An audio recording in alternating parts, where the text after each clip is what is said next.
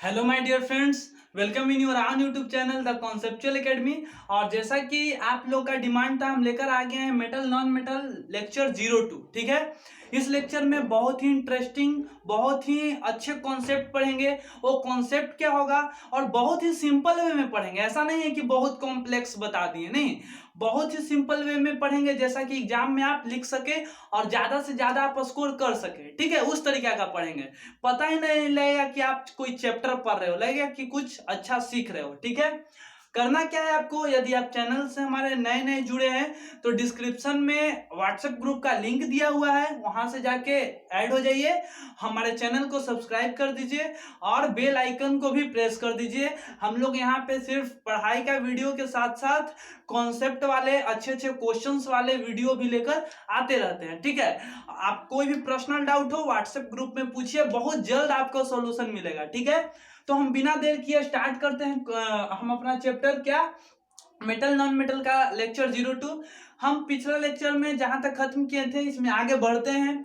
इसमें क्या बचा हुआ है, इसका मेनली आज का जो हमारा टॉपिक है कि मेटल नॉन मेटल रिएक्शन किस तरह से करते हैं, how metal and non metal react with each other. ठीक है, तो आपको पहले वो सारा कॉन्सेप्ट जानने से पहले आप 10th तक ऐसे ही नहीं आए होंगे, आपको वैलेंसी का कुछ कॉन्सेप्ट पता होगा। यदि जिन लोगों का कुछ दिमाग से निकल गया है उनको हम कुछ समझा देते हैं। देखिए, वैलेंसी निकालने के लिए आपको इलेक्ट्रॉनिक कॉन्फ़िगरेशन आना चाहिए, किसी भी एलिमेंट का वैलेंसी। ठीक है, जनरली आपको 1 से 20 तक का ही जरूरत पड़ता है, तो आपके इलेक्ट्रॉनिक कॉन्फ़िगरेशन आना चाहिए। इलेक्ट्रॉनिक कॉन्फ़िगरेशन क्या होता है, तो इलेक्ट्रॉनिक कॉन्फ़िगरेशन कि पहले में आप 2 इलेक्ट्रॉन लिख सकते हैं, उसके बाद 8 इलेक्ट्रॉन, फिर 8 इलेक्ट्रॉन, फिर 8 इलेक्ट्रॉन, इस तरह से। तो देखिए, यदि एटॉमिक नंबर 11 है तो इसका इलेक्ट्रॉनिक कॉन्फ़िगरेशन क्या होगा, पहले 2, फिर 8, फिर 1, 2 8 10 1 11। 12 है तो 2 8 10 2, 13 है 2 8 10 3, 14 है तो 2 8 10 और 4 14, 15 है 2 8 10 5 15, 16 के लिए इसलिए। चलिए, हम यदि मान लीजिए कि हमारा रहेगा कितना, 25 है, उसका कैसे करेंगे। कोई बोला कि 25 किसी का एटॉमिक नंबर कितना है, हाँ 25 हमारा होता है जनरली किसका, तो हमारा 25 हो जाएगा मैग्नीज का, हो जाएगा क्या हो जाएगा, मैग्नीज का। आयरन का 26 होता है। तो जनरली ऐसे करना हो तो 2 8 10, फिर 8 लिखिए 18, फिर कितना 18 और 7 25, इस तरह से। ठीक है, 2 8 10 8 18 7 25। अगर इस 7 एक और बढ़ सकता है, 8 उससे ज्यादा होगा तो फिर नेक्स्ट में चल जाएगा। ठीक है, इस तरह से आप लिख सकते हैं, यानी कि ये लिखने आता है इलेक्ट्रॉनिक कॉन्फ़िगरेशन। अब वैलेंसी क्या होता है, तो यार वैलेंसी जो होता है मेटल के लिए, देखो पहले जो ए हमारा ए वाला जो होता है सबसे अंतिम वाला, इसको हम बोलते हैं आउटर मोस्ट सेल। क्या बोलते हैं, आउटर मोस्ट सेल। यानी कोई पूछे कि मैग्नीशियम के आउटर मोस्ट सेल में कितना इलेक्ट्रॉन, यानी इसका सिंपल मतलब कि उसके लास्ट सेल में कितना इलेक्ट्रॉन, 2 इलेक्ट्रॉन।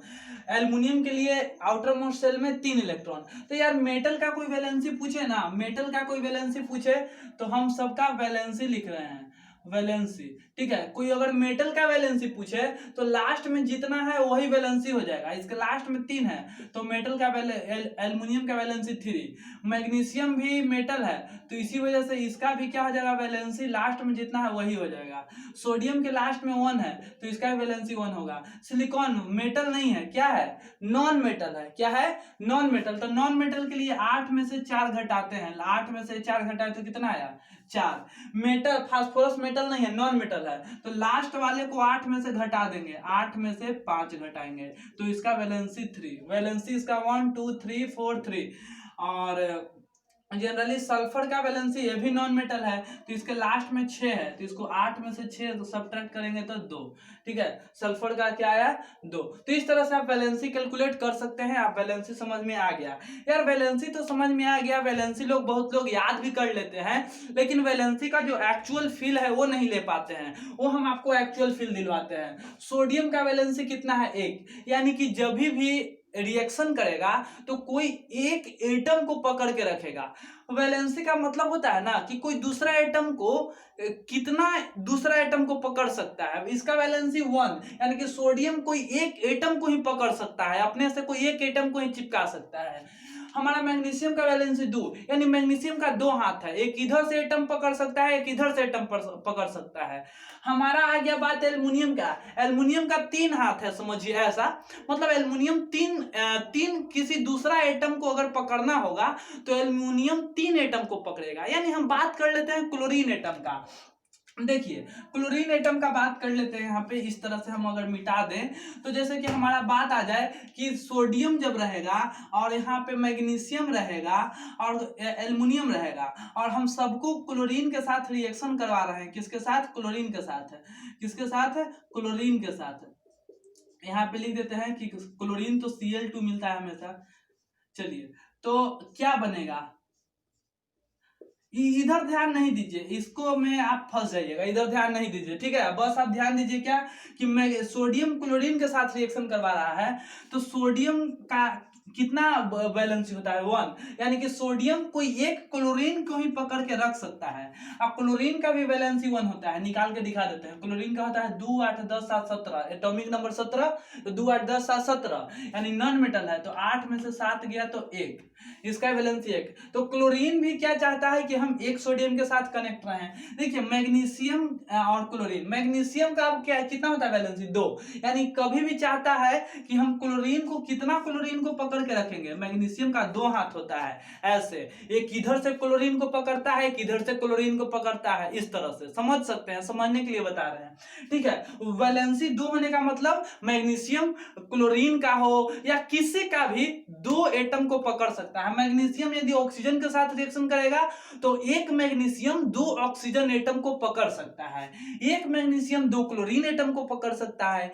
यानी कि यही सोडियम कभी भी एक सोडियम एटम एक ही ऑक्सीजन एटम को पकड़ सकता है, एक सोडियम एटम कभी भी एक ही क्लोरीन एटम को पकड़ सकता है। समझ में आया? समझ में आया?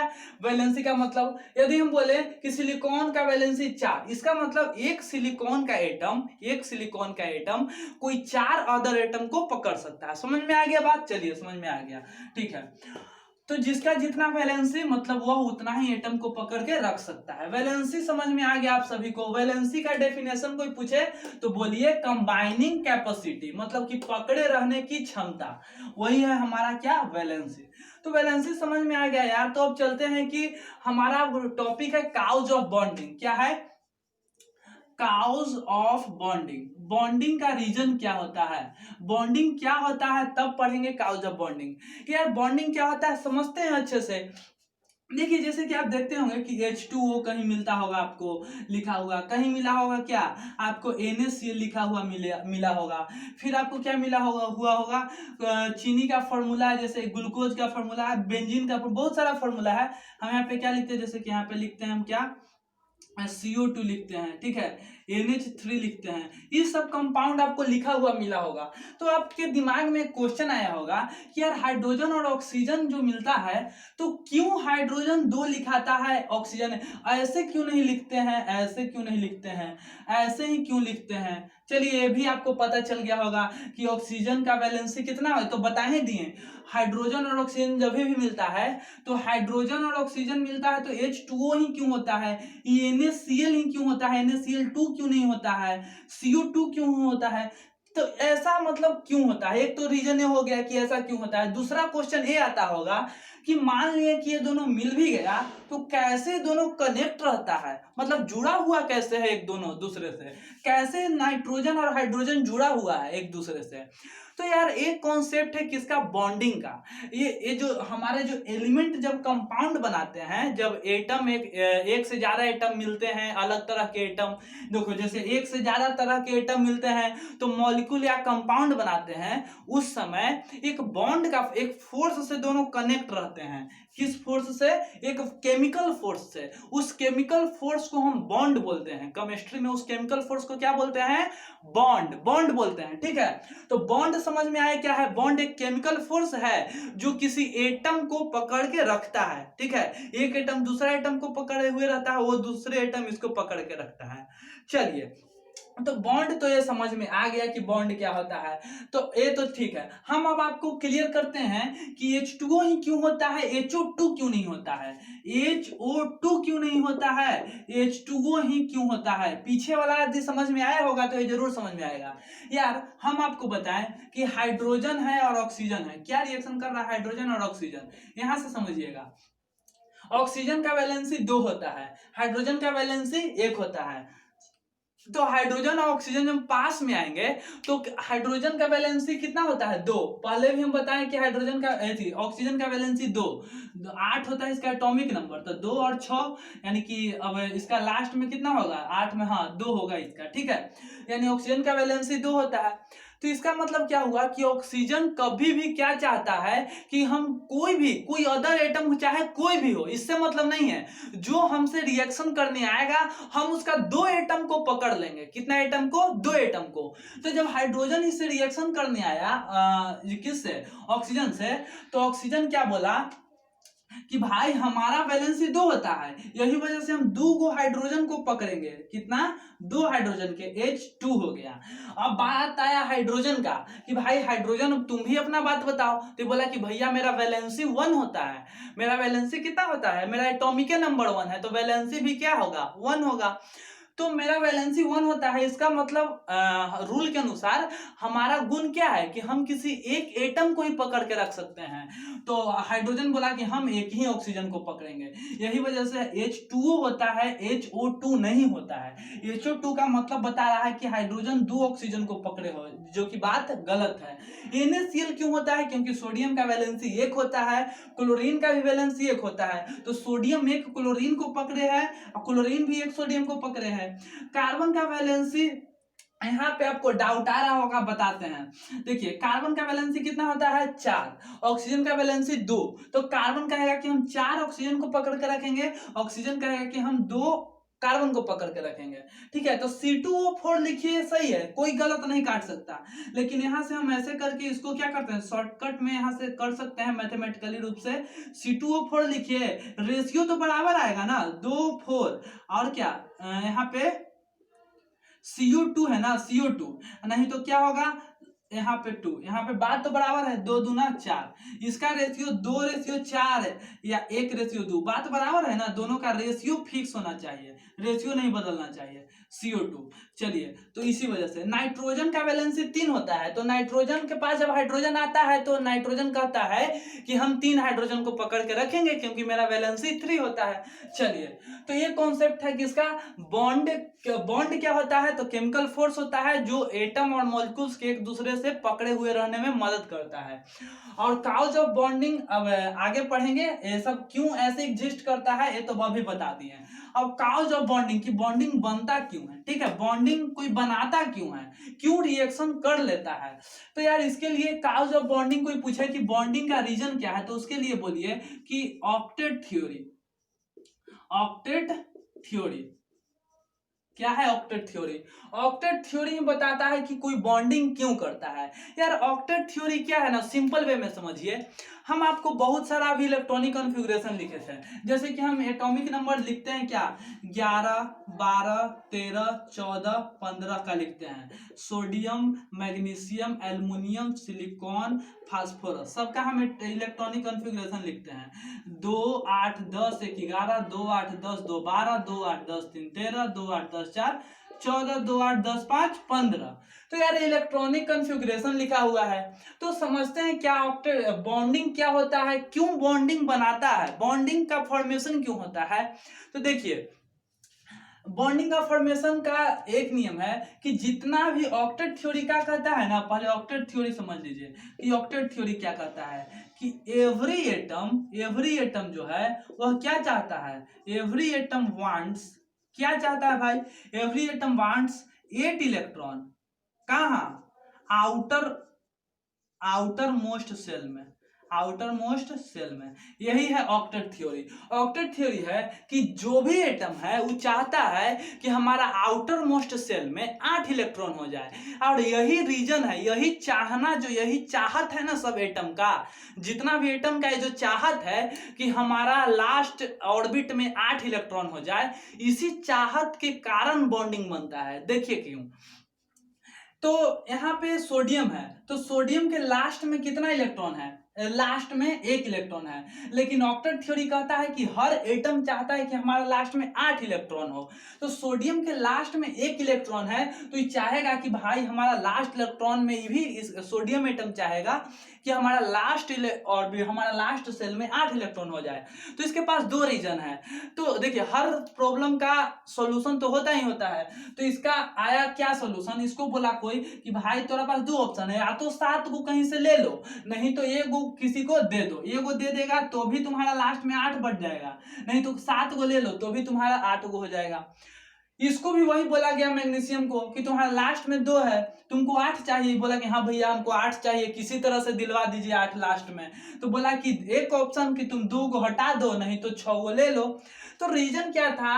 अब लोग बोलता है कि हटा देता है, अब हम बताएंगे कि हटाता क्यों है, 7 को कहीं से लेता क्यों नहीं है। देखिए पहला बात की है कि यहाँ पे शॉर्टकट लिख लीजिए कि जितना भी मेटल होगा इलेक्ट्रॉन का लॉस करता है, कभी भी कोई से लेता नहीं है। और जितना भी नॉन मेटल होता है वो इलेक्ट्रॉन को लेता है। कंफर्म बात, एकदम पक्का 100% करेक्ट है, 101% सही है। ठीक है, ठीक है। चलिए तो देखिए मेटल लेता है, यानी कि सोडियम है, तो सोडियम का लास्ट में E1 है, तो ये क्या करेगा?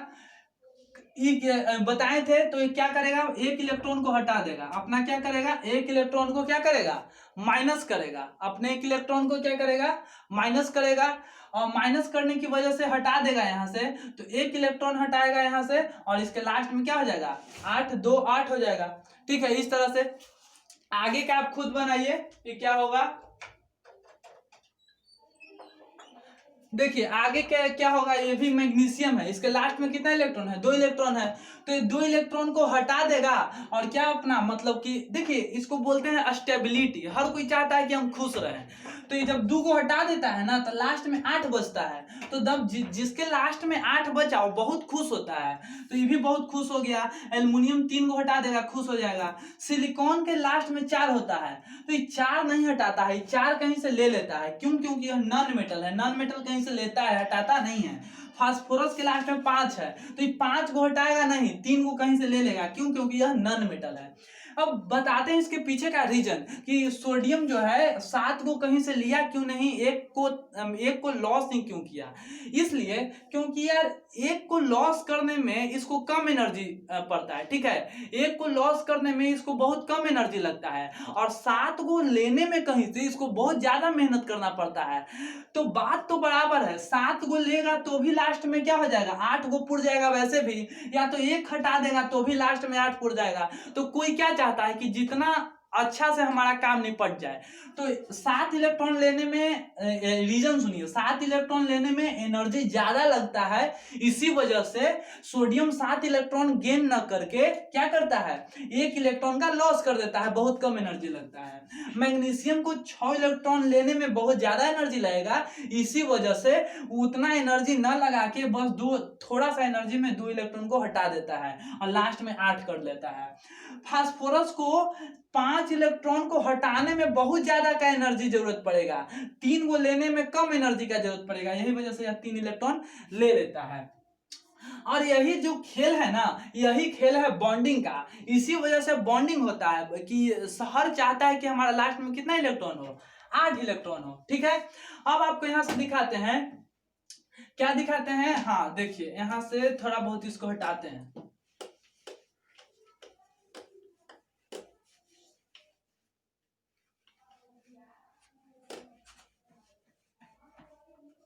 देखिए अब ये तो समझ में आया, तो अब देखिए क्या होता है। हमारा जो अब काउज ऑफ बॉन्डिंग पढ़ी है, अब थोड़ा सा आयंस पे बात करते हैं। किस पे बात करते हैं? आयंस पे। तो आयंस जनरली वही चीज है, आयंस क्या होता है? तो यहाँ पे आपको इस तरह से पहले एग्जांपल लेके दिखाते हैं। सोडियम था, सोडियम के आउटर मोस्ट में कितना इलेक्ट्रॉन होता है? सोडियम के आउटर मोस्ट में कितना इलेक्ट्रॉन होता है? तो इलेक्ट्रॉनिक कॉन्फ़िगरेशन इसका होता है 2 8 10 1 11। यह क्या करेगा सोडियम? तो सोडियम -1 इलेक्ट्रॉन हटा देगा। एक इलेक्ट्रॉन को क्या करेगा? -1 इलेक्ट्रॉन। सोडियम क्या करेगा? एक इलेक्ट्रॉन का लूज करेगा, -1 इलेक्ट्रॉन। तो यह क्या बना लेगा? सोडियम एक इलेक्ट्रॉन लॉस करेगा। तो देखिए सोडियम का एटॉमिक नंबर 11 होता है। क्या होता है? 11। इसका मतलब क्या होता है कि सोडियम के एटॉमिक नंबर 11, इसका मतलब कि सोडियम के एक एटम में 11 इलेक्ट्रॉन और सोडियम के वही एक एटम में 11 प्रोटॉन है। सोडियम जब एक एटम का लॉस किया तो देखिए लॉस किया तो इसका क्या होगा? 2 8। एक तो हटा दिया, एक इलेक्ट्रॉन तो लास्ट से हटा दिया, तो 2 8 है। तो देखिए यहाँ पे क्या बचा? 10 इलेक्ट्रॉन हो गया। यहाँ पे 2 8 10 एक 11 इलेक्ट्रॉन था सोडियम के अंदर, एक इलेक्ट्रॉन हटाया तो 10 इलेक्ट्रॉन, यानी कि प्रोटॉन तो उतना का उतना ही रहेगा। इलेक्ट्रॉन 10 हो गया, अब प्रोटॉन 11, प्रोटॉन का 11 प्रोटॉन था। ठीक है, तो बताइए पॉजिटिव ज्यादा है कि निगेटिव ज्यादा है? पॉजिटिव ज्यादा है। तो सोडियम जब एक इलेक्ट्रॉन लॉस करता है तो उस पर पॉजिटिव चार्ज आता है। ऐसे तो जनरली बता दिया जाता है कि जितना भी मेटल है जब इलेक्ट्रॉन लॉस करता है तो उस पर पॉजिटिव चार्ज आता है। एक इलेक्ट्रॉन लॉस करेगा तो एक पॉजिटिव चार्ज, 2 इलेक्ट्रॉन लॉस करेगा 2 पॉजिटिव चार्ज, 3 इलेक्ट्रॉन लॉस किया 3 पॉजिटिव चार्ज। क्यों होता है वो आपका ऊपर कॉन्सेप्ट से समझा दिए कि सोडियम में 11 इलेक्ट्रॉन 11 प्रोटॉन शुरू में था, जब एक इलेक्ट्रॉन हटाया तो इसमें 10 इलेक्ट्रॉन बचा और प्रोटॉन कहीं नहीं गया, प्रोटॉन वहीं का वहीं था। प्रोटॉन पे पॉजिटिव चार्ज होता है, इसी वजह से +11 और -10 मिलके +1 ओवरऑल बचा।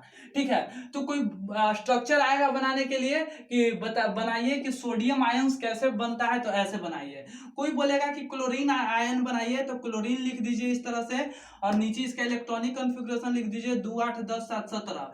और क्या बोलिए कि यह एक इलेक्ट्रॉन को गेन करेगा +1 इलेक्ट्रॉन, और यह क्या बना लेगा? Cl।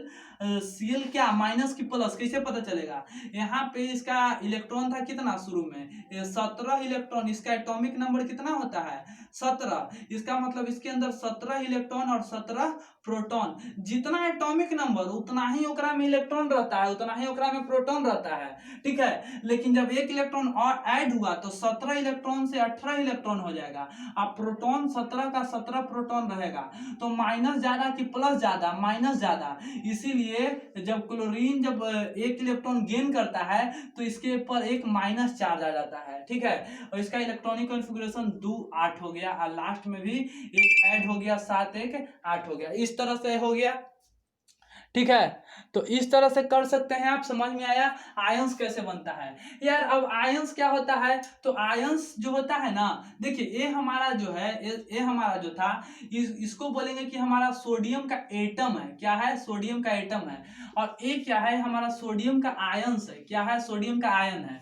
इसको क्या बोलेंगे कि तू भाई क्लोरीन का एटम है। क्या है? क्लोरीन का एटम है। ये क्या है? तो क्लोरीन का आयन है। क्या है? क्लोरीन का आयन है। तो आयन दो तरह के होते हैं, एक पॉजिटिव, जिस पे पॉजिटिव चार्ज आया वो होगा आयंस, नहीं तो निगेटिव चार्ज आया वो होगा आयंस। तो आयंस होता क्या है? तो आयंस एक एटम ही होता है, लेकिन कैसा एटम? Charged atom.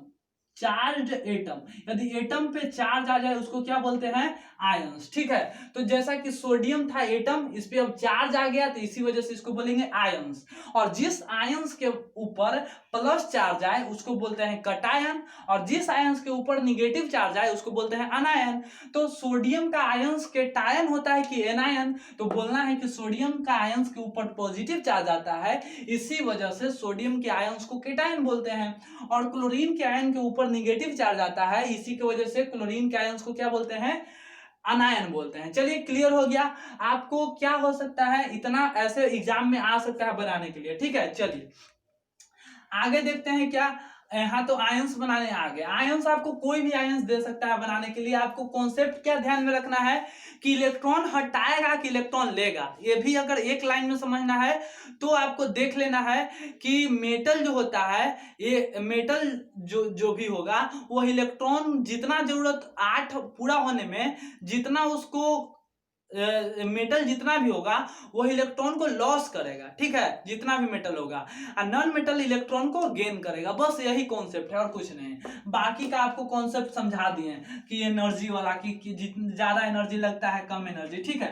आयंस का कॉन्सेप्ट आपको समझ में आ गया, केटायंस और एनायंस क्या होता है। चलिए आयंस का जब कॉन्सेप्ट समझ में आया तब इलेक्ट्रॉन डॉट क्या होता है ये भी समझ देते हैं। इलेक्ट्रॉन डॉट को एक साइंटिस्ट लाए थे, कॉसेल और लुइस, दो साइंटिस्ट हैं, ठीक है। दो साइंटिस्ट इस इलेक्ट्रॉन डॉट को लाए। इलेक्ट्रॉन डॉट क्या है, बोले कि यार जो भी हम एलिमेंट लिखेंगे ना उस पे डॉट लगाएंगे कि उसके आउटर मोस्ट सेल में कितना इलेक्ट्रॉन है, वही है इलेक्ट्रॉन डॉट स्ट्रक्चर, कुछ नहीं। कोई बोले कि सोडियम का इलेक्ट्रॉन डॉट लिखो स्ट्रक्चर, तो बोलना है ऐसे। कोई बोले क्लोरीन का इलेक्ट्रॉन डॉट स्ट्रक्चर लिखो, तो सोडियम के आउटर मोस्ट में एक इलेक्ट्रॉन, 2 8 10 1, लास्ट में एक इलेक्ट्रॉन, तो एक डॉट लगा दो। क्लोरीन के होता है 2 8 10 7 17, तो इस पे 7 डॉट लगा दो, 2 2 4 2 6 1 7। कोई बोले कि ऑक्सीजन का इलेक्ट्रॉन डॉट लिखो, तो ऑक्सीजन का 2 और 6, तो ऑक्सीजन के ऊपर 1 2 3 4 5 6, इस तरह से समझ में आ गया इलेक्ट्रॉन डॉट। कोई बोले कि सोडियम आयंस का इलेक्ट्रॉन डॉट लिख के दिखाओ। अब यहाँ पे सोडियम का इलेक्ट्रॉन डॉट था, सिर्फ सोडियम एटम का, सोडियम एटम था, या सोडियम एटम था, यह क्लोरीन एटम था, क्लोरीन एटम था, यह ऑक्सीजन एटम था, ठीक है।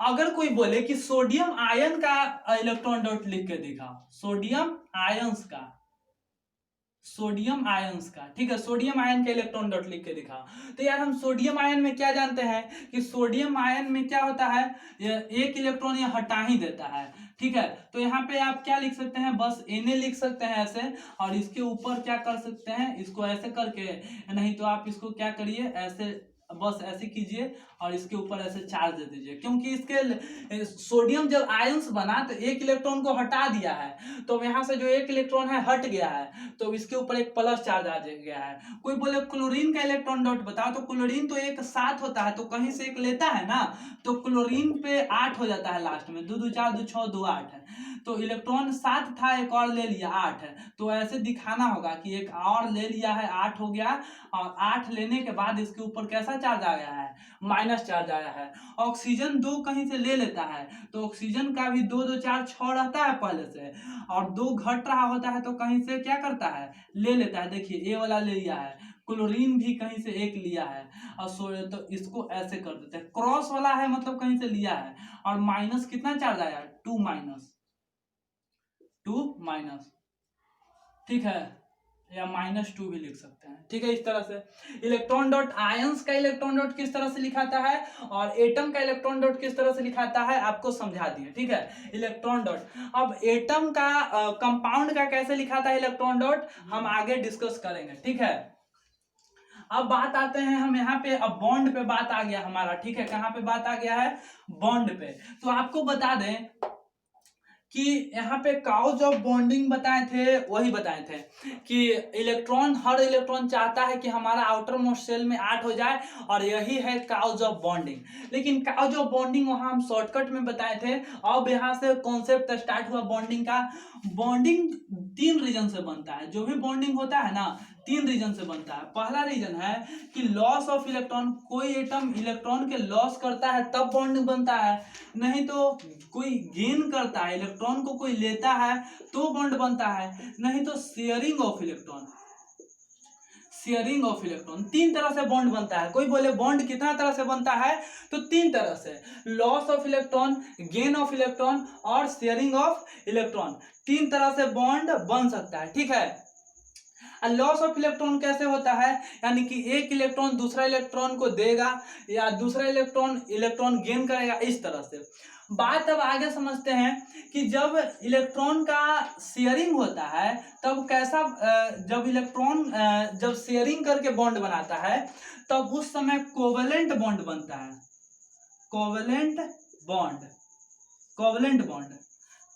कोवेलेंट बॉन्ड से बने कंपाउंड को कोवेलेंट कंपाउंड कहते हैं, कोवेलेंट कंपाउंड। कोई पूछे कोवेलेंट बॉन्ड कब बनता है, तो बोलना है कि कोवेलेंट बॉन्ड बनता है शेयरिंग ऑफ इलेक्ट्रॉन से। और जब इलेक्ट्रॉन का गेन हो या इलेक्ट्रॉन का लॉस हो तब बनता है उस समय आयोनिक बॉन्ड। कैसा bond? Ionic bond. Ionic bond बनता है तो आयोनिक बॉन्ड के कारण कैसा कंपाउंड बनता है, तो आयोनिक कंपाउंड बनता है। कैसा कंपाउंड बनता है? आयोनिक कंपाउंड बनता है। चलिए क्लियर है, आयोनिक बॉन्ड से आयोनिक कंपाउंड बनता है, कोवेलेंट बॉन्ड से कोवेलेंट कंपाउंड बनता है। तो अब अच्छे से समझा जाए।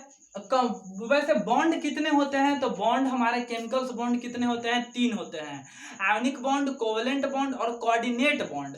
तो कोऑर्डिनेट बॉन्ड आपके सिलेबस में नहीं है, हायर क्लासेस में पढ़ना है, इसी वजह से 2 ही बॉन्ड आपको पढ़ना है, आयोनिक बॉन्ड और कोवेलेंट बॉन्ड। इतना सिंपल आपको पता होना चाहिए कि आयोनिक बॉन्ड कैसे बनता है और कोवेलेंट बॉन्ड कैसे बनता है। चलिए अब बारी बारी से पता करते हैं डिटेल्स में आयोनिक बॉन्ड का मैकेनिज्म और कोवेलेंट बॉन्ड का मैकेनिज्म। चलिए कोवेलेंट बॉन्ड का मैकेनिज्म और आयनिक बॉन्ड का, चलिए तो यहाँ से खत्म हुआ। अब आगे चलते हैं हम कहाँ पे? आयनिक बॉन्ड पे चलते हैं। हमारा 2 टॉपिक और बचा हुआ है, उसको जल्दी से हम कवर करते हैं। यार देखिए आयोनिक बॉन्ड कैसे बनता है। देखिए हमारा यहाँ पे सोडियम है, आयोनिक बॉन्ड। देखिए यहाँ पे एक और चीज आपको बता रहे हैं कि हमारा बॉन्ड जब बनता है, पीछे शायद डिस्कस कर दिए होंगे, नहीं किए होंगे तो एक बार और देख लेते हैं कि जो मेटल है, मेटल और मेटल कभी भी रिएक्शन नहीं करता है, और नॉन मेटल और नॉन मेटल, मेटल और नॉन मेटल रिएक्शन करता है। मेटल और नॉन मेटल रिएक्शन क्या करता है? करता है। और नॉन मेटल और नॉन मेटल भी रिएक्शन करता है, ये आपको पता होना चाहिए। कोई पूछे कि सोडियम और मैग्नीशियम मिलकर कभी रिएक्शन करेगा, तो कभी नहीं, कभी नहीं। क्यों? क्योंकि सोडियम भी मेटल है और मैग्नीशियम भी मेटल है। कोई बोले सोडियम और ऑक्सीजन का भी रिएक्शन कर सकता है, तो हाँ पक्का कर सकता है। क्यों? क्योंकि सोडियम मेटल है और क्या, ऑक्सीजन नॉन मेटल है। तो यहाँ पे ध्यान में रखना है कि मेटल मेटल कभी भी रिएक्शन नहीं, मेटल नॉन मेटल रिएक्शन करता है, नॉन मेटल भी रिएक्शन करता है। अब बात है कि जब मेटल नॉन मेटल के साथ रिएक्शन करता है तो यहाँ पे आयोनिक बॉन्ड बनता है और आयोनिक कंपाउंड बनता है। आयोनिक कंपाउंड कैसे? कंपाउंड में उस मेटल जब नॉन मेटल के साथ रिएक्शन करता है तो एक कंपाउंड बनता है जिसको बोलते हैं आयोनिक कंपाउंड। और जब नॉन मेटल के साथ रिएक्शन करता है तो कोवेलेंट कंपाउंड बनता है। कैसा कंपाउंड?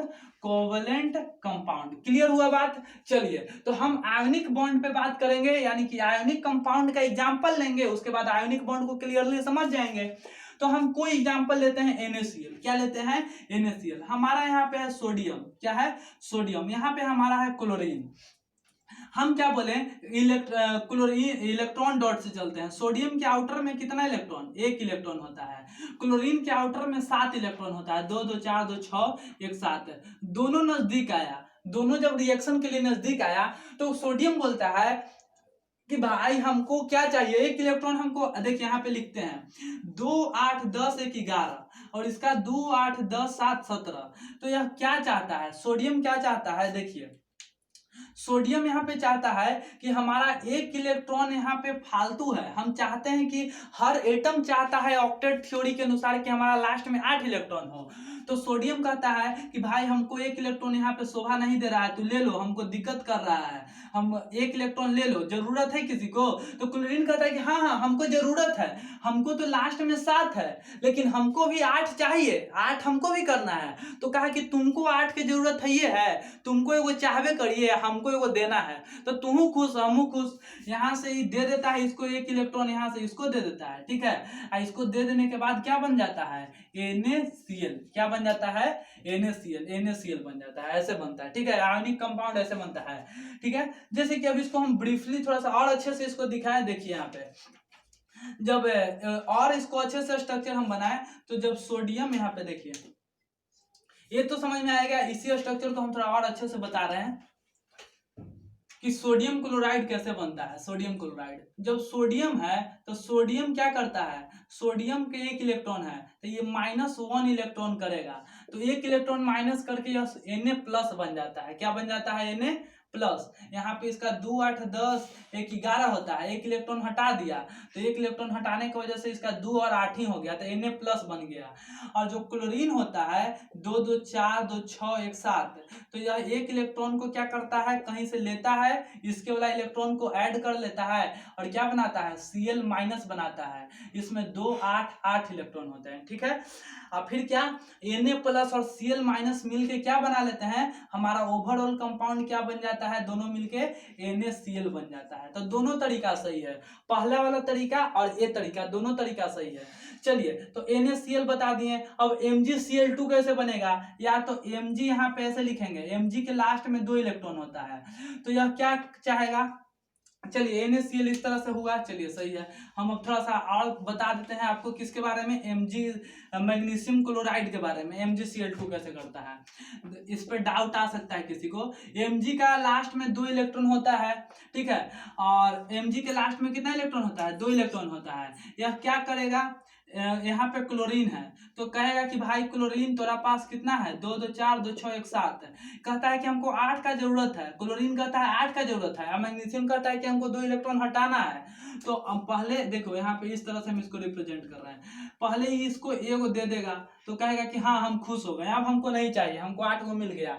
तो मैग्नीशियम कहेगा कि भाई हमको तो एक और इलेक्ट्रॉन हटाना है, तो मैग्नीशियम का क्या करेगा, एक और क्लोरीन एटम यहाँ पे दिखाना होगा आपको, ठीक है, यानी कि मैग्नीशियम के आउटर मोस्ट में 2 एटम था, इसी वजह से यह 2 क्लोरीन को देगा, एक यहाँ पे दिया और एक यहाँ पे अपना ऐसे दे देगा यहाँ पे, ठीक है, और ये दोनों ओवरऑल मिलके क्या बनाएंगे, MgCl2।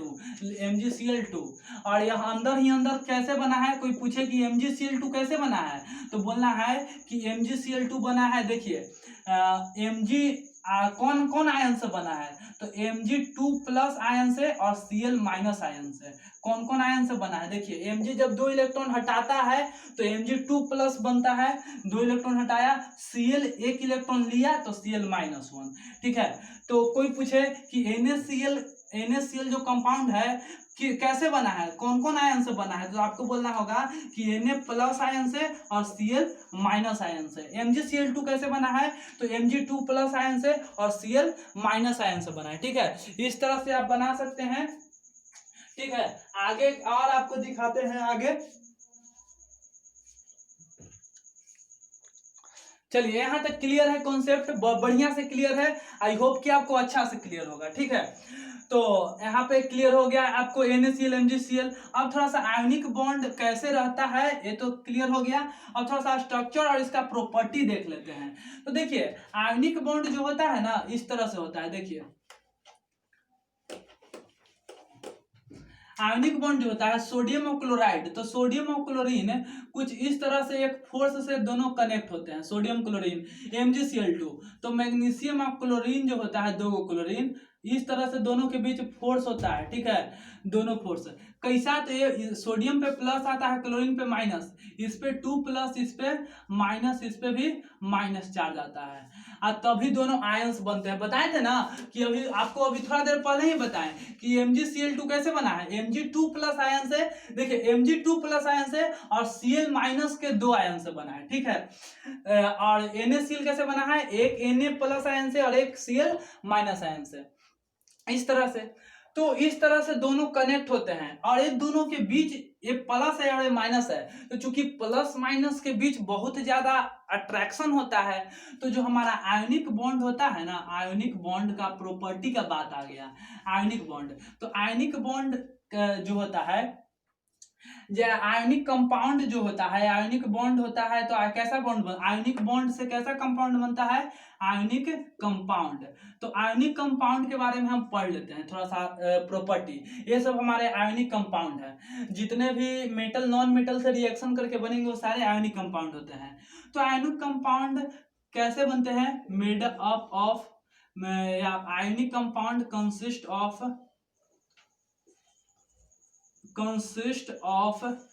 आयंस, या किस चीज से बने होते हैं, आयन से बने होते हैं। आयनिक कंपाउंड किस चीज से बने होते हैं, आयन से बने होते हैं, क्लियर है।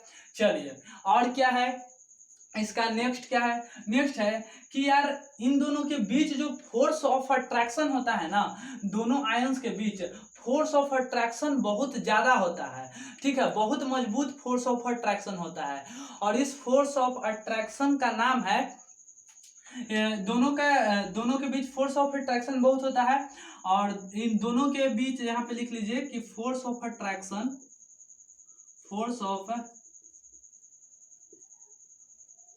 वेरी स्ट्रॉन्ग, दोनों के बीच फोर्स ऑफ अट्रैक्शन क्या होता है, दोनों के बीच फोर्स ऑफ अट्रैक्शन बहुत स्ट्रांग होता है। कैसा फोर्स होता है, इसका नाम है इलेक्ट्रोस्टैटिक फोर्स, इलेक्ट्रोस्टैटिक फोर्स, ठीक है।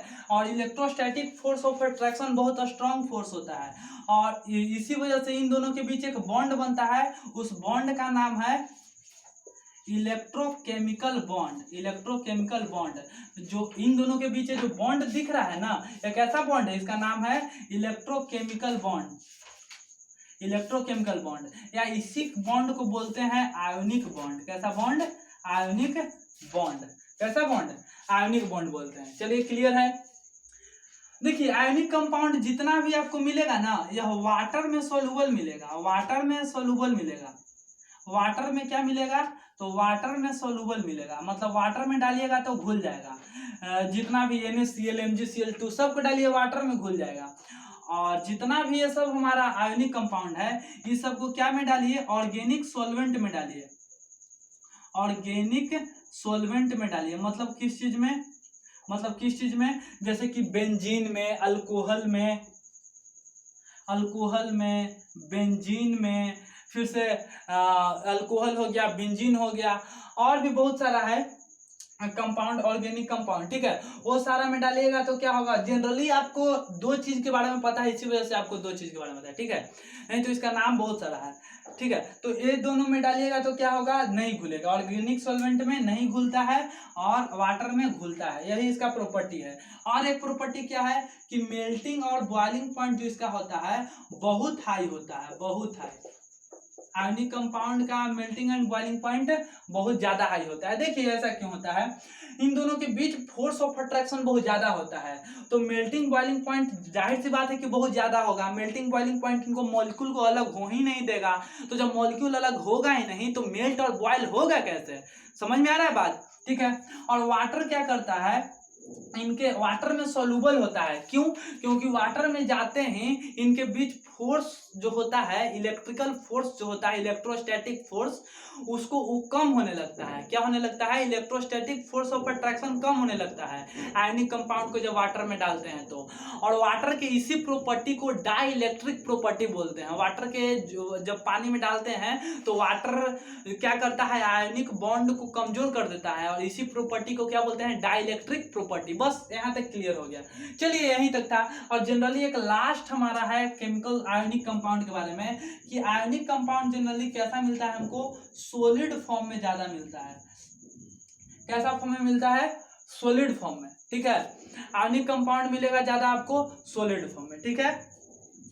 तो यहाँ पे आप नोट कीजिए, फिर आगे आपको बताते हैं।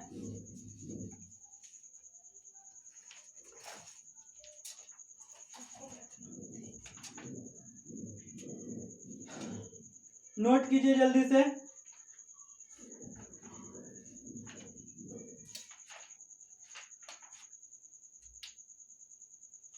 नोट कर लिए,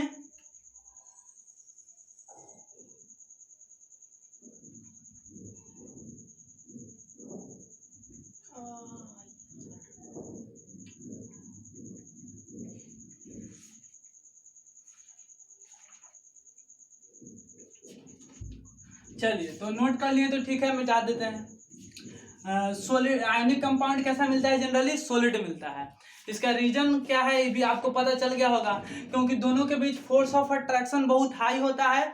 इसी वजह से क्या होता है कि दोनों के मॉलिक्यूल्स बहुत नजदीक होते हैं तो सॉलिड होते हैं यार, जनरल बात है। चलिए अब हमारा लास्ट टॉपिक है, वो है हमारा क्या, कोवेलेंट बॉन्ड, जो कि बहुत लोग को समझ में नहीं आता है। कोवेलेंट बॉन्ड जो कि बहुत जल्द समझ में आएगा।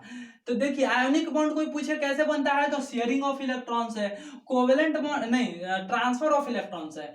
कोवेलेंट बॉन्ड कैसे बनता है, तो कोवेलेंट बॉन्ड कैसे बनता है इसके लिए आपको बताते हैं, शेयरिंग ऑफ इलेक्ट्रॉन से बनता है। देखिए तो कोवेलेंट बॉन्ड क्या होता है, तो अब यहाँ पे हेडिंग डालिए, लास्ट टॉपिक है हमारा आज का, कोवेलेंट बॉन्ड। तो कोवेलेंट बॉन्ड बनता है शेयरिंग ऑफ इलेक्ट्रॉन से,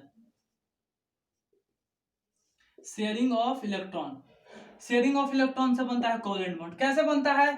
तो देखिए कोवेलेंट बॉन्ड जो होता है ना, हमारा 3 तरह के कोवेलेंट बॉन्ड होता है, single covalent bond, double covalent bond और ट्रिपल कोवेलेंट बॉन्ड। आपको बस एक कॉन्सेप्ट पता चल गया तो आप तीनों को अच्छा समझ जाइएगा। जैसे कि देखिए हम आपको बस एग्जांपल से ही पूरा कोवेलेंट बॉन्ड समझा देंगे। जैसे कि यहाँ पे है हमारा H2O, क्या है? H2O। हम आपको एक चीज बताए थे कि जितना भी हमारा आइटम होता है, हर चाहता है कि हमारा लास्ट में 8 इलेक्ट्रॉन हो, लेकिन एक एक्सेप्शन में है, वो है हाइड्रोजन। वो चाहता है कि हमारा लास्ट में कितना इलेक्ट्रॉन हो? 2 इलेक्ट्रॉन हो। समझ में आया? एक एक्सेप्शन है, आपको याद रखना है। हाइड्रोजन को छोड़कर सब चाहता है कि 8 इलेक्ट्रॉन हो, हाइड्रोजन चाहता है कि 2 इलेक्ट्रॉन हो। चलिए तो यहाँ से हम बनाते हैं पहले यहाँ से किसका? H2O का स्ट्रक्चर। H2O का स्ट्रक्चर तो देखिए H2O क्या होता है? हमारा कैसा कोवेलेंट बॉन्ड, कोवेलेंट कंपाउंड है। क्यों कोवेलेंट कंपाउंड है? तो पहला बात कि यह बना हुआ किस चीज से है? नॉन मेटल और नॉन मेटल से बना है। नॉन मेटल और नॉन मेटल। हाइड्रोजन का तो वैसे क्लियर नहीं है कि मेटल है कि नॉन मेटल, जनरली ऐसे हम बोले कि नॉन मेटल से बना है, इसी वजह से क्या है? कोवेलेंट कंपाउंड है। क्या है? Covalent compound. देखिए क्या क्या होता है। ऑक्सीजन यहाँ पे है, हम इस तरह से लिखते हैं कि ऑक्सीजन यहाँ पे इस तरह से है ऑक्सीजन, और इस तरह से यहाँ पे एक हाइड्रोजन है, और इस तरह से यहाँ पे एक हाइड्रोजन है। तो ऑक्सीजन ये है मेरा, और ये हाइड्रोजन है, और ये हमारा हाइड्रोजन है। ठीक है, तो देखिए किस तरह से रिएक्शन करता है। ऑक्सीजन कहता है कि मेरा आउटर मोस्ट में कितना इलेक्ट्रॉन है? ऑक्सीजन कहता है कि मेरा आउटर मोस्ट में 6 इलेक्ट्रॉन है, तो सबको पता है, दुनिया को पता है। और का हाइड्रोजन के आउटर मोस्ट में 1 इलेक्ट्रॉन है। हाइड्रोजन वाला को हम क्रॉस से दिखा रहे हैं। ठीक है, चलिए तो ये कहता है यार कि ये दोनों बात करता है। ऑक्सीजन सोचता है कि हमको क्या चाहिए, हर एटम चाहता है कि हमारा लास्ट में 8 इलेक्ट्रॉन हो, हाइड्रोजन चाहता है कि हमारा लास्ट में 2 इलेक्ट्रॉन हो। तो ये कहता है, बात करता है कि देखो हम एक प्लान बनाते हैं, तुम अपना इलेक्ट्रॉन को यहाँ न रख के, मतलब ये हाइड्रोजन का घर है, कहता है कि तुम अपना इलेक्ट्रॉन यहाँ ना रख के यहाँ रखो, घड़वा तो तोड़े है ना, ये पूरा घड़वा तोड़े है, तो यहाँ ना रख के यहाँ रखो, कोई दिक्कत नहीं है। और इसी को ऑक्सीजन इसको भी कहता है कि तुम अपना इलेक्ट्रॉन यहाँ ना रख के यहाँ रखो। ठीक है, घड़वा तो यही हाइड्रोजन का है, यहाँ रखे चाहे बताओ यहाँ रखे। ठीक है, बात तो बराबर है, यहाँ रखे या यहाँ रखे, बात इक्वल है। और कहता है, तो हाइड्रोजन बोलता है कि हम ऐसे रख दें, आप एगो रखिए तब ना। तो ऑक्सीजन कहता है कि ठीक, तू एगो रखा तो हम एगो रख रहे हैं, अपन घर में से एने से निकाल के, ये ऑक्सीजन के घर है, तो ऑक्सीजन के घर में अपन इलेक्ट्रॉन यहाँ से निकाल के यहाँ रखा, और एने से ई वाला निकाल के यहाँ रख दिया। तो बोलो अब ऑक्सीजन के घर में टोटल कितना इलेक्ट्रॉन हो गया?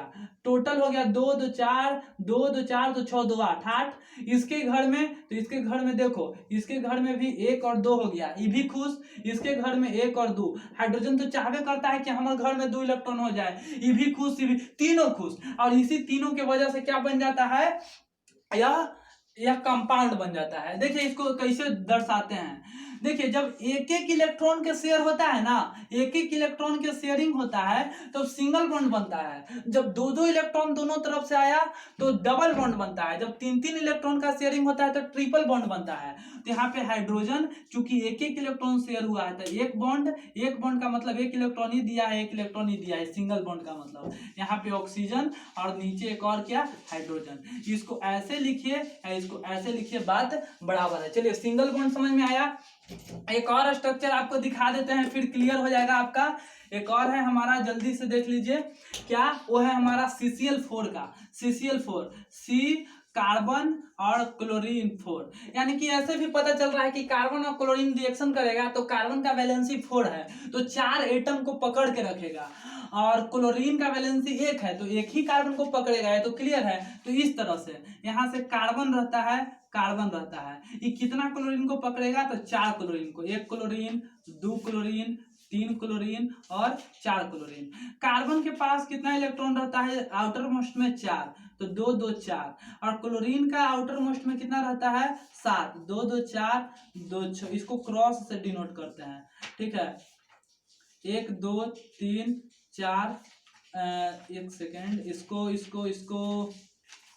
इसको डॉट से और इसको क्रॉस से, 2 2 4 2 6 1 7, 2 2 4 2 6 1 7, 2 2 4 2 6 1 7, 2 2 4 2 6 1 7, और इसका तो क्रॉस से कर देते हैं ऐसे ऐसे 4। तो क्या यार शेयर करता है, देखिए अब यहाँ पे सब चाहता है, हर एटम चाहता है कि हमारा लास्ट में 8 इलेक्ट्रॉन हो। कार्बन चाहेगा कि भाई हमार घर जो है ना इसमें किसी तरह 8 इलेक्ट्रॉन भर जाए, कोई के नुकसान नहीं हो लेकिन हमारा घर में 8 इलेक्ट्रॉन भर जाए। क्लोरीन चाहेगा कि हम लोग घर में 8 इलेक्ट्रॉन भर जाए। तो चाहने से नहीं होगा, आप दिमाग लगाएगा।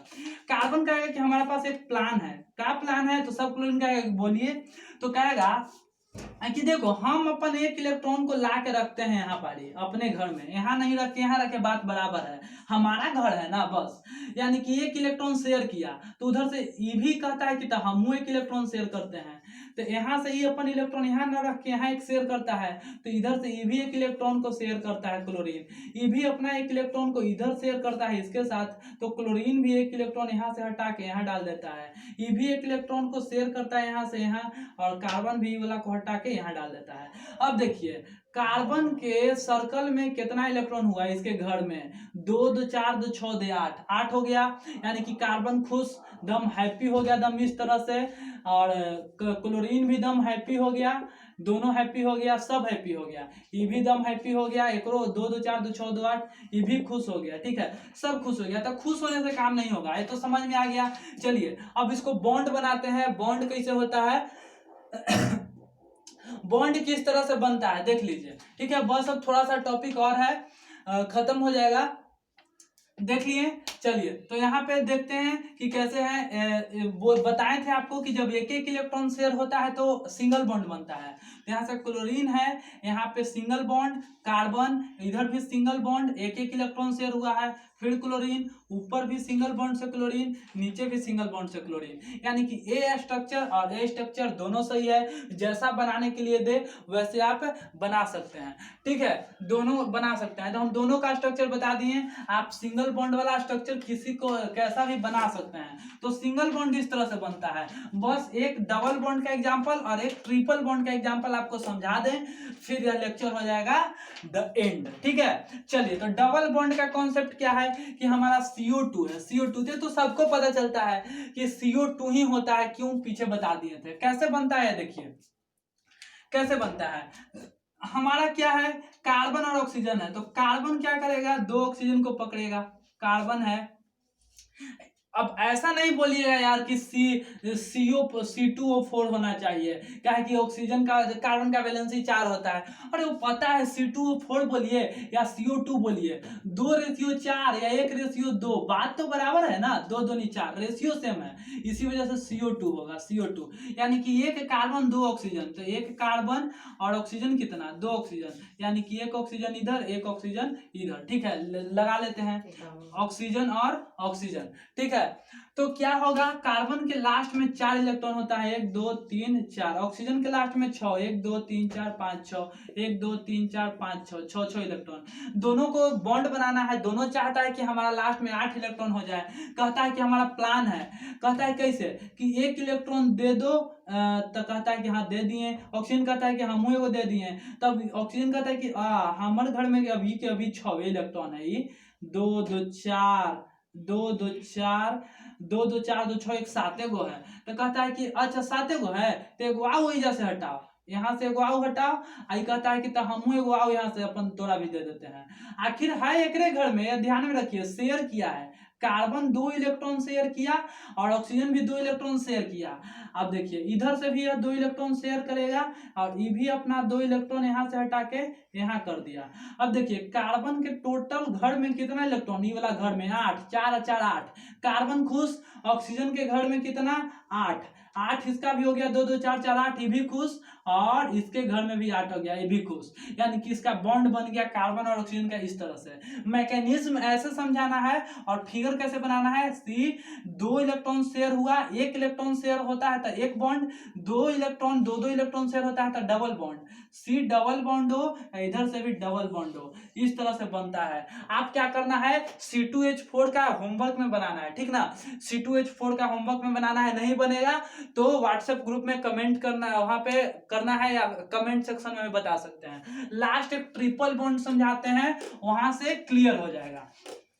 लास्ट ट्रिपल बॉन्ड है, जैसे कि N2 कैसे बनता है यार, नाइट्रोजन नाइट्रोजन के बीच बॉन्ड कैसे बनता है, देखिए नाइट्रोजन नाइट्रोजन के बीच कैसे बॉन्ड बनता है, या पहले तो ऐसे समझ लेते हैं कि हाँ नाइट्रोजन का ही समझिए। तो देखिए एक नाइट्रोजन दूसरा नाइट्रोजन से किस तरह कंबाइन होता है, सब अपने से कर सकते हैं आप सीख चुके हैं। नाइट्रोजन लिखिए यहाँ पे और एक और नाइट्रोजन लिखिए यहाँ पे, ठीक है।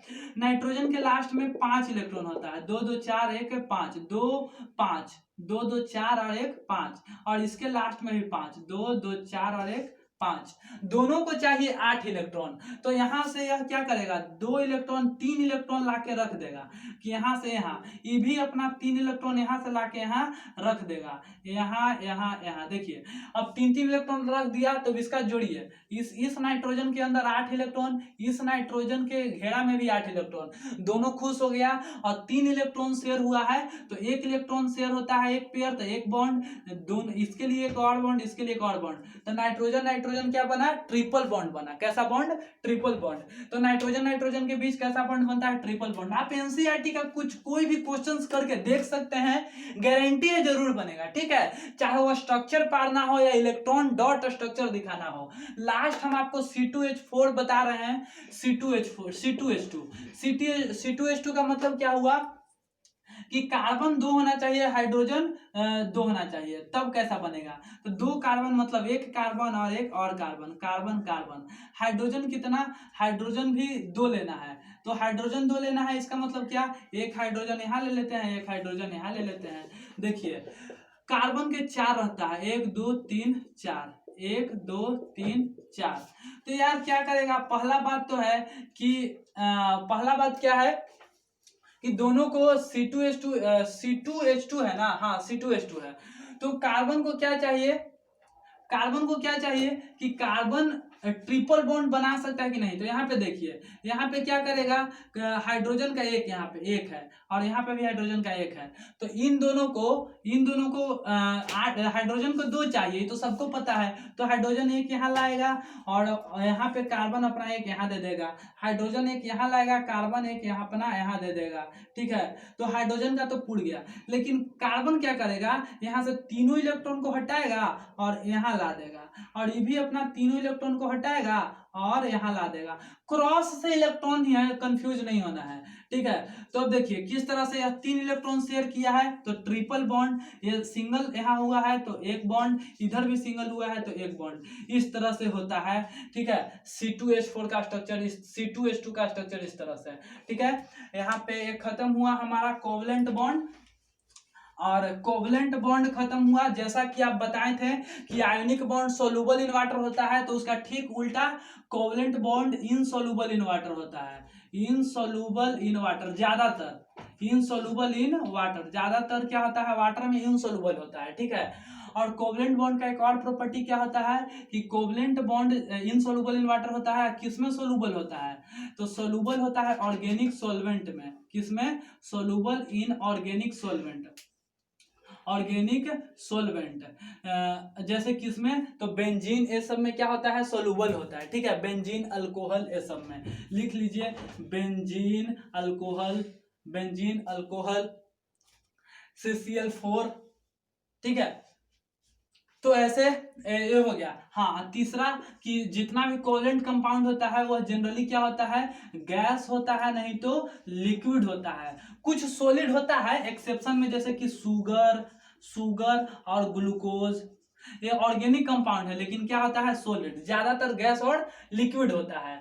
और ये भी बता दिए कि जितना भी ऑर्गेनिक कंपाउंड है वाटर में इनसोलुबल होता है, लेकिन कुछ इनऑर्गेनिक ऐसे कंपाउंड है जो वाटर में सोलुबल होते हैं, एक्सेप्शन में वो क्या है, तो शुगर और ग्लूकोज ऐसे होते हैं जो वाटर में क्या होते हैं, सोलुबल भी होते हैं। और इसका ये तो बता दिए क्या कि फिजिकल प्रॉपर्टी क्या होता है। चलिए इसका और क्या प्रॉपर्टी हो सकता है जनरली, हाँ जनरली हम सारा प्रॉपर्टी के बारे में डिस्कस कर लिए हैं। एक रह गया melting and boiling point, MP and BP, last MP and BP। तो इसका मेल्टिंग और बॉइलिंग पॉइंट आयोनिक बॉन्ड से कम होता है, आयोनिक बॉन्ड से कम होता है, लो होता है, ठीक है।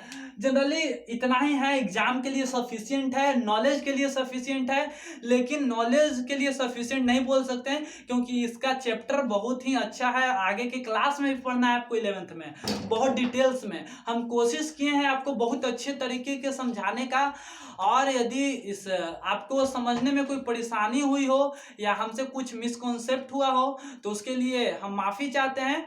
और आई होप कि आपको ये समझ में आया होगा। तब तक पढ़ते रहिए, ऑल द वेरी बेस्ट, ठीक है। और मैं व्हाट्सएप ग्रुप को ज्वाइन करना बिल्कुल ना भूलिए, ठीक है। वहाँ पे आप लोगों के लिए डाउट के लिए हम लोग हमेशा तैयार हैं, ठीक है। All the very best, thank you.